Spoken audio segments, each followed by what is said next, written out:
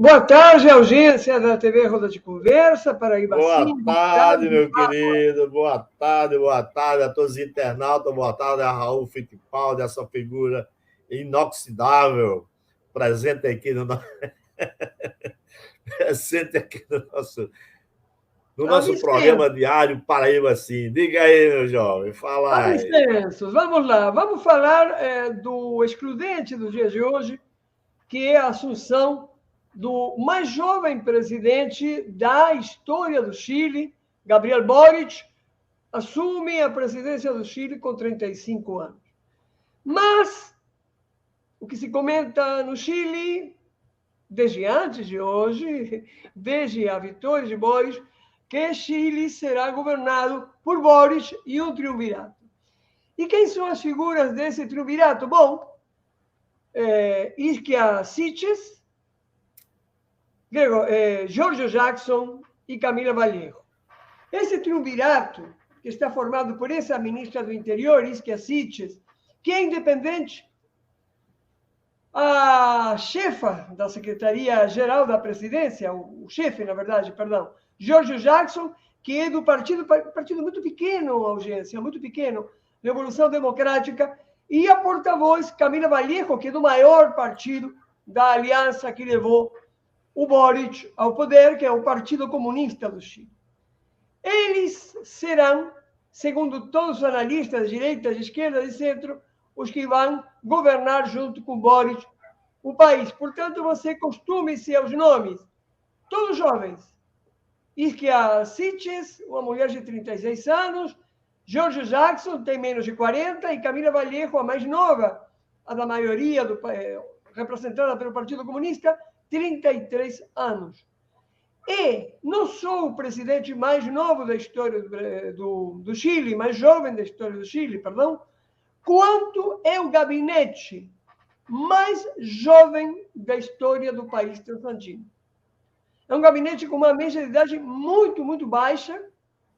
Não tem, que eu lembre, nada parecido nos últimos 50 anos em toda a América Latina. Um gabinete muito jovem para um presidente muito jovem. E um gabinete que tem maioria de mulheres. Maioria de mulheres. Bem, que deve se esperar? Que deve se esperar? Nós temos uma maioria, a gente acaba de falar, Pádua, do Partido Comunista nessa coligação. É o maior partido, mas temos uma quantidade enorme de partidos pequenos que mais ou menos empatam a correlação de forças no governo e que são independentes e social-democratas na sua maioria. O próprio Boric foi indo, desde sua primeira juventude, desde as primeiras mobilizações que os tornaram famosos a todos eles, lá por 2011, bem jovencinhos, bem novinhos, foi indo de esquerda radical até essa espécie de social-democracia que ele representa. Essa social-democracia, pelas negociações no Congresso, deverá ser ainda maior. Então, nós não devemos esperar grandes revoluções no Chile. Tem muita gente da esquerda aqui no Brasil que é muito afim de criar estardalhaços e pirotecnia. Vai ser pior que o governo de Pinheira? Não, não pode ser de forma alguma pior que o governo de Pinheira. É impossível. Vai ser melhor? Certamente que vai ser melhor. Mas tem uma prova de fogo, e por enquanto está se comportando bem, desde este processo de transição, que é a Assembleia Constituinte, Pádua. Essa Assembleia Constituinte que o povo chileno ganhou, que o povo chileno obteve na rua para mudar a Constituição de Pinochet e cujo projeto já está concluído e vai ser homologado até a primeira semana de julho de 2022, deste ano. Essa Assembleia Constituinte traz, sem a menor dúvida, conteúdos que não são do agrado da oposição, do empresariado e das hostes que antes governaram o Chile. Inclusive de alguns grupos indiretamente aliados, como a antiga concertação, antigo socialismo chileno, né, que tem como liderança a Michelle Bachelet. Tem algumas aprovações que ferem a relação do novo governo com a Igreja Católica. Diferente, uma Igreja Católica conservadora. Por quê? Porque se ele aprovar, se o Congresso e o Poder Executivo, se o Congresso não aprovar, quiser fazer por decreto, aprovar as leis que estão sendo aprovadas pela Assembleia Constituinte, Pádua e Eugência, por exemplo, vai ter que aprovar uma lei vitoriosa, companheiras mulheres, vitoriosa. Sabe, a América Latina vai para frente em algumas coisas, aqui no Brasil vamos para trás todos os dias. Vitoriosa, que é a legalização do aborto. Entendem? Então, isso vai ter que ser aprovado pelo governo de Boric e vai ser um dos grandes momentos de conflito com alguns sócios do seu governo, como a concertação de Michelle Bachelet. Isto é muito importante. Vai ter a aprovação tácita dos deputados do partido de Boric, que é muito pequeno, de todo o Partido Comunista, que inclusive é majoritariamente conformado no Congresso por mulheres, mas vai ter essa problemática. O momento mais simbólico de hoje, foi o momento da votação da senadora mais votada do Chile, que é uma mulher que perdeu os dois olhos na repressão de Pinochet. Mulher de origem mestiça,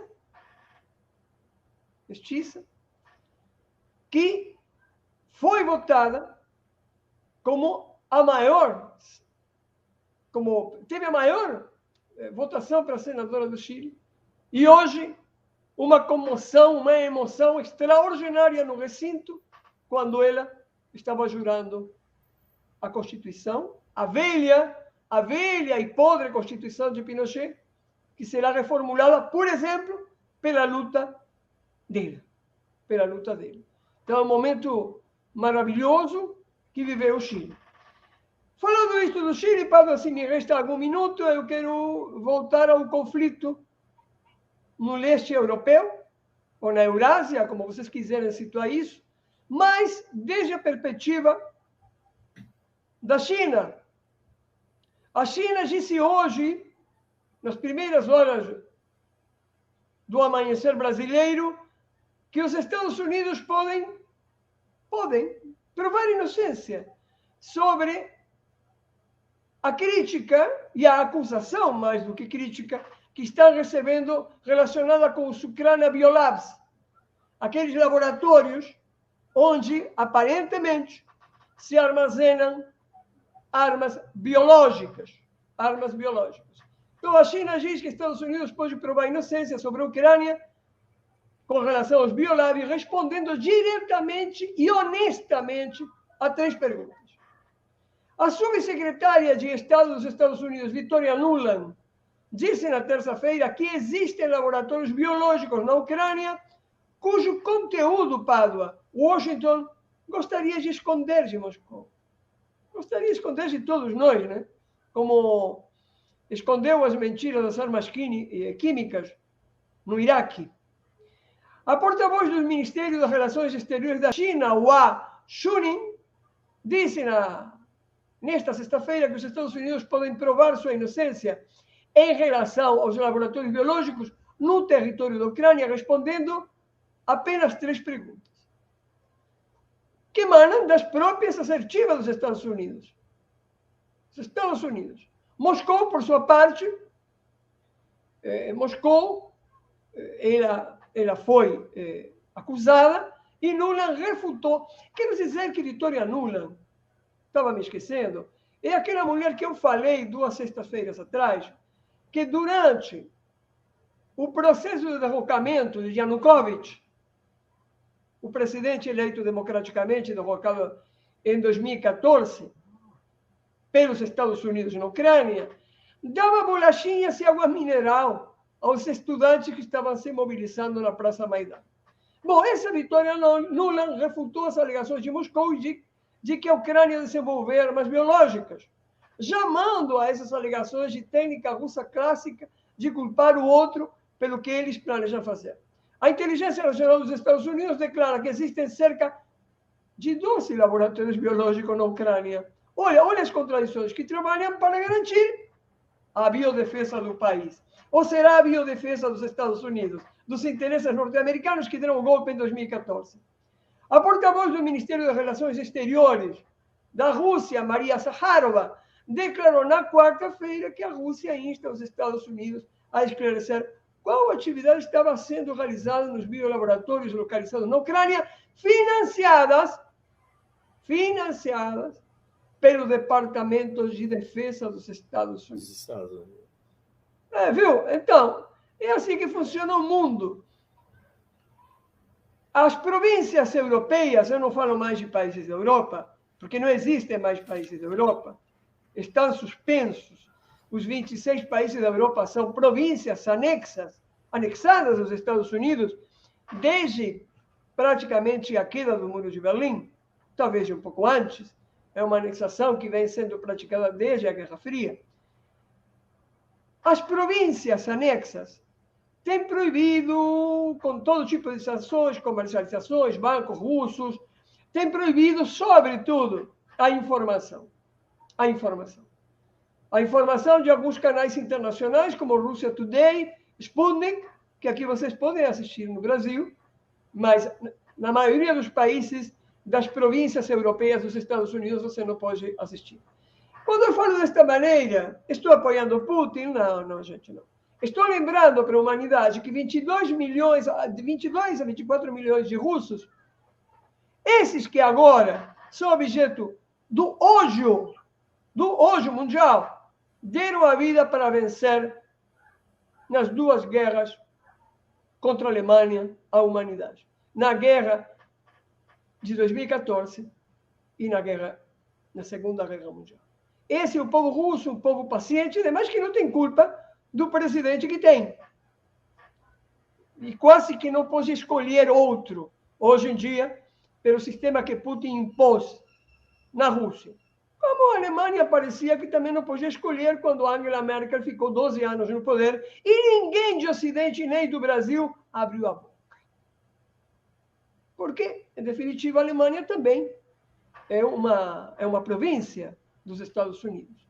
E contra os Estados Unidos ninguém fala mal, Paulo. De todas maneiras, é importante saber que isso está acontecendo e que hoje ninguém falou da declaração da ministra de Relações Exteriores da China, porque não convém aos comerciantes que pagam a pauta comercial, as gordas pautas da nossa grande mídia. Pádua.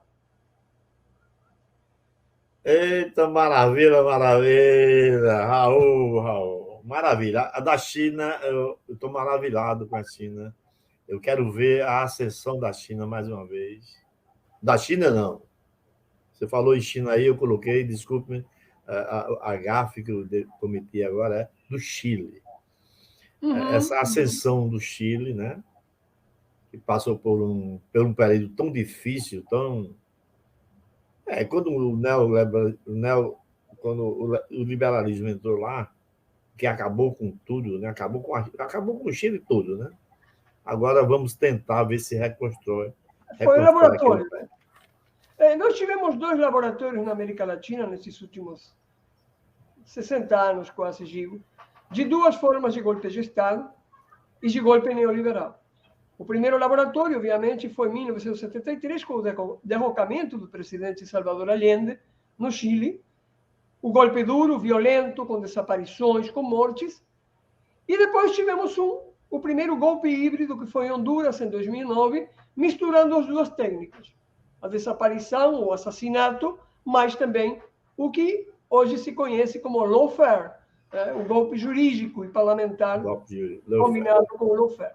Mas eu diria que o mais que nós temos que admirar nestas horas, nestas últimas 48 horas, é a vitória das mulheres chilenas dentro da Assembleia Constituinte. Exato, que estão enquanto Bolsonaro, enquanto Bolsonaro ontem fez um decreto eliminando os direitos das mulheres em gravidez e no pós-parto aqui no Brasil, obrigando-as a trabalhar em qualquer condição, tirando as garantias, inclusive quando se perde o feto, enquanto Bolsonaro agrediu as mulheres ontem, mais uma vez, e tirou mais direitos das mulheres grávidas, ou das mulheres que poderiam ter a necessidade ou mesmo o desejo de determinar, também como empregadas, como funcionárias, como trabalhadoras, que é a palavra correta, sobre seu corpo, Bolsonaro cerceou,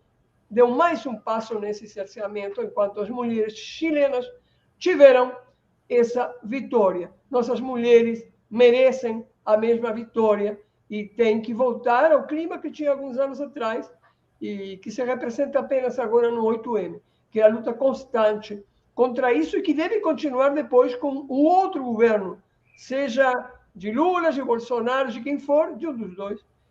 Não haverá outra possibilidade que os dois deverão continuar essa luta, porque, lamentavelmente, setores importantes, que seja no governo Bolsonaro, seja no governo Lula, setores importantes aliados a estes dois segmentos políticos vão querer que as mulheres não consigam vitórias com relação especificamente ao aborto. Então, é muito importante resgatar essa vitória das companheiras mulheres do Chile. Pablo, fico por aqui. Obrigado, Raul. Até a próxima semana. Um bom final de semana para você. Agradeço ao caríssimo Raul Fittipaldi, aqui em Destaques Internacionais.